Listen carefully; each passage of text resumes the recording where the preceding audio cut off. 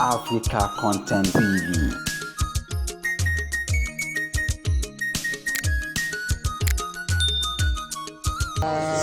Subhanallah walhamdulillah wa la ilaha illallah Allahu akbar wa la hawla wa la quwwata illa billahi al-aliyyil azim. Ọlọ́run ọba àná, ọba òní, ọba ọ̀la, adúnwájú rẹ lónìí láti bẹ̀ẹ́ fún ilé-iṣẹ́ yìí. Tí wọ́n bá ṣe ilé-iṣẹ́, ohun kí wọ́n ló lè tà ń bẹ̀. Ìwọ́n má bọ́dà pé kí ló ń tà, kí ló ń bá wọn, kí ló ń ṣàdúrà fún, kí ni wọ́n ń ṣí. Wọ́n fẹ́ yìí ń lẹ̀ fọlọ́hún. Ilé-iṣẹ́ yìí abẹ́lọ́hún, májọ ń rò pé èèyàn wọbẹ̀, májọ ń rò kú jáde. Ẹni ọjọ́ kú ẹ̀ ti pé tó kú òkèlè kan kó bù kókò láyé, májọ ó lè wá bí o. Oúnjẹ wà ń bí, pẹpẹ súpù wà ń bí, ẹran ọ̀gbẹ́ wà, ẹja tútù wà, wá gbádùn ẹ̀mí ẹ̀ ń bí. Bọ́ ọba ti ń jẹun rẹ̀ máa lọ léyìn, ẹni ọjọ́ kú ẹ̀ ti pé òkèlè ẹ̀kú kan kó bù kókò láyé, májọ ó lè wá bí o. Ọlọ́lá haúlà wàlá ìlà ilẹ̀ àṣì.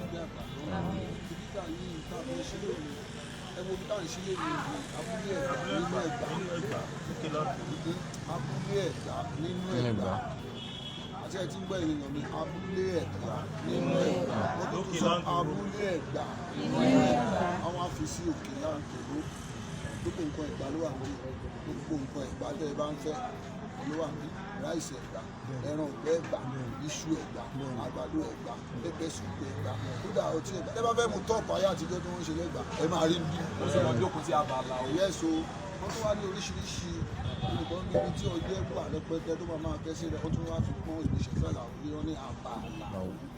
Ẹ tó bá dẹ̀ ti ń bá làwọn ṣe láti kékeré omi tútù làárọ̀ bá. Tútù lómi, tútù lẹ́kọ̀ọ́, tútù lẹ́kọ̀ọ́, ẹ̀rọ la máa rí. Àwọn àti orúkọ Ọlọ́run síwájú àbíkà náà bí wọn kàn mọ̀ tẹ́lẹ̀. Àwọn àti tìyá àti bàbá tó bí ẹni tó ní bí ìyàwó àti bàbá. Àwọn afẹ́ ṣí ìdíbà ilé mi láti ṣe ìrẹ́dá bá ti dé kiri òkú láti bọ́ sí ìlà ara owó ńlá ni wọ́n bọ̀ sí. Àmín. Torí ẹni tó ní bí owó kékeré ò mọ̀ mọ́. Ẹni tó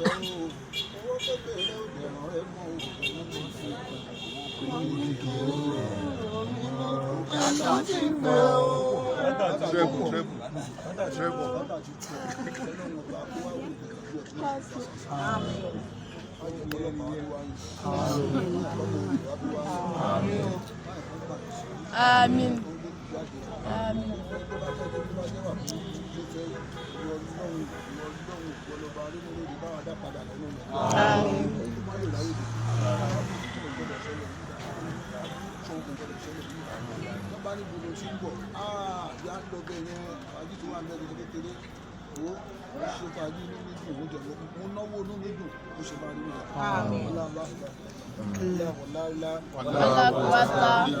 Lórúkọ Ọlọ́run ọba àjọkẹ́ ayé ọba àṣàkẹ́ ọ̀run Ọlọ́run tó dá sánmọ̀ méje láì fàkàbà sí ìṣọba bí Elédùmarè ní ayé kábíyèsí olúwa ní ayé ìlú lè ṣe jẹ́ ká lọ́lá jẹ́ alóyè Elédùmarè jẹ́ alóra àní oníṣọ àní dájú pé a fẹ́ já okùn yìí okùn ọ̀rọ̀ okùn bìbísì okùn wàhálà la fẹ́ já kúrò ní ara ìdìbò ayé yìí Ọlọ́run jẹ́ orí bẹ́ẹ̀ Allahu Akbar.